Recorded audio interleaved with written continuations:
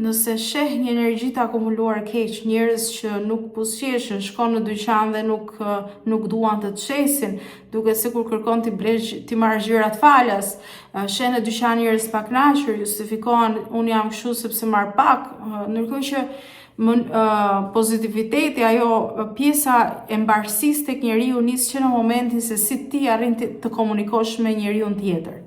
Nëse ti komunikon në mënyrë paqësore, ti mund të kesh, nuk e di, shumë probleme në shtëpi, për shembull, por në mënyrën se si ti e trajton tjetrin që se njeh dhe i flet me një që kalon cakun, e flet me një konfidencë, thua se e njeh, është tepër e keqe. Domethënë, nëse ti ngrihesh në mëngjes dhe të gjithë problemet tua janë nxjerr dikujt tjetër që ndoshta se njeh fare, mos prit të ecim mbar. Mos prit të ecim mbar asnjë gjë në këtë jetë, sepse do thuash të tjerëve ecën mbar.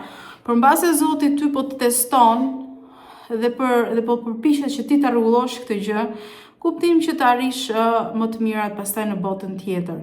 Ka shumë gjëra që nga komunikimi me njerëzit, dhe do të thonë këto pse nuk na ecëm, pse s'na bëhet mbar, pse jam gjithkohës i nervozuar, pse jam gjithkohës i frustruar, po normalisht nëse ti fillon edhe për shembull shkon në punë dhe nuk do të punosh, sepse ti njeriu ka zgjedhjen e lirë, nëse nuk është i kënaqur mund të largohet. Thonë se nga halli duam të punojmë, por rrogën e kemi kaq.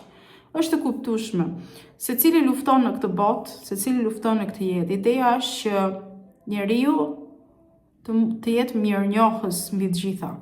Nëse nuk je mirënjohës tek Zoti, nuk do kesh as paqe, as lumturi, as nuk do dish, për shembull, se të gjithë stresohemi, të gjithë depresohemi, por nuk do dish si të ngrihesh, si ta kalosh të depresion. Prandaj ata që besojnë në Zot mund të kalojnë 1, 2, 3 ditë të mërzitur, por e din si ta ngrenë veten. Për shembull, shembullin e kemi në Gaza me palestinezët që ishin mes tmerrit dhe horrorit dhe prap kishin atë besimin në Zot. Askush prej tyre nuk pati një lajm që u vrau veten.